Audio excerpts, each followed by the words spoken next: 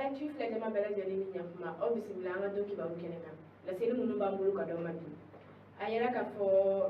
bananba sira la jatigɛwale taabolo ani binganikɛlaw kɔni bɛ taga baga maaw ma u ka voyage siraw kan kɔsani in na u kɔni taara bi maa dɔw kan fɛn fɛn 5 millions de francs CFA u y'o kɔni bɔ maaw kunna barisa u y'u ka telefɔniw minɛ o la k'u ka wariw minɛ o la o kɔnɔna la bananba gendarmerie kɔni ye lase dɔ kɛ min b'a yɛrɛ k'a fɔ k'u bɛ n'u cɛsiri kosɛbɛ u bɛ se ka fu siri nin ko in na cogo min na barisa a bɛ ka tiɲɛni don maaw kunna o kɔfɛ laseli wɛrɛ min b'an bolo ka d'aw ma a yɛrɛ k'a fɔ mali kɔni centre la halisa insécurité bɛ yen nɔ a fanga ka bon kosɛbɛ o de y'a to sira dɔ kɔni bɛ Bajangara n'u b'a fɔ o ma ko la route du poisson u y'a yira k'a fɔ ko sira in kɔni bɛna datugu k'a daminɛ le 7 avril 2022 k'a daminɛ de 16h jusqu'à 8h du matin o b'a yira k'a fɔ n'o o heure kɔni sera boli tɛ kɛ o sira kan bilen nɔ barisa jatigɛwale taabolo kɔni fana b'o sira in kan kosɛbɛ u bɛ tiɲɛni na don maaw kunna cogo min na u bɛ tiɲɛni na don maaw kunna ten tɔ o b'a to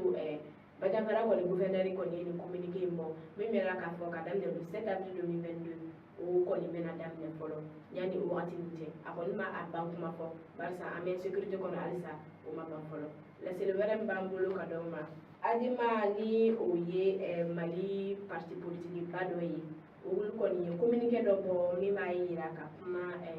Dr Omar Marugu kɔni ka jololi kan barisa n'i y'a ye a sera nin niveau in ma olu de tun y'a invité 26 mars la 2022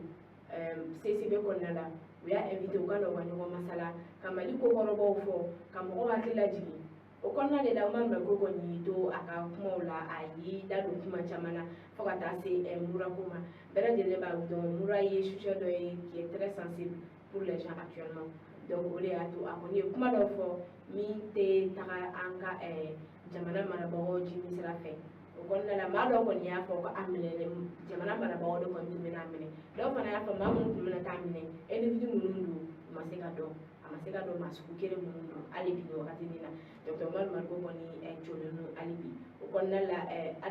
adama mɔgɔw kɔni ye u ka lase min bɔ o de ye k'a fɔ olu kɔni bɛ Omar Marugu kɔ u ka soutien b'a kɔ fo wagati min laseli wɛrɛ min b'an bolo ka d'aw ma CDM n'u b'a fɔ o ma ko collectif pour la défense des militaires olu mɔgɔw kɔni ye maa cɛsirilenw ye kosɛbɛ barisa fɛn fɛn bɛ taga an ka faamaw kɔni ka dɛmɛli kɔni ni u ladonni kɔni côté fɛ fɛn fɛn b'a to an ka faamaw kɔni bɛ lafiya cogo min na o ye o collectif mɔgɔw kɔni ka baara bɛnnen don ma barisa hali wagati min na a fɔra ko ka RFI ani France 24 kɔni ka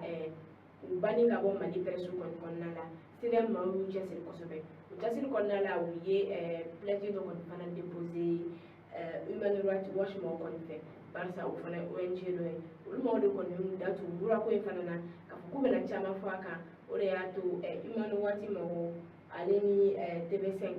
u y'a yira k'a fɔ k'u bɛ ka ko minnu kɛ nin wagati min na n'u ma o lasi sugu ninnu dabila barisa olu fana bɛ ka image ninnu bɔ a bɛ mɔgɔ futinɛ o b'a to a bɛ toucher maa caman ka sensibilité la CDM mɔgɔw kɔni y'u ka communiqué bɔ k'a yira olu mɔgɔw ni TV5 mɔgɔw kɔni k'u k'u janto kosɛbɛ u bɛ ka ja minnu bɔ k'a yira maaw la n'u ma sabali u bɛ na olu fana ka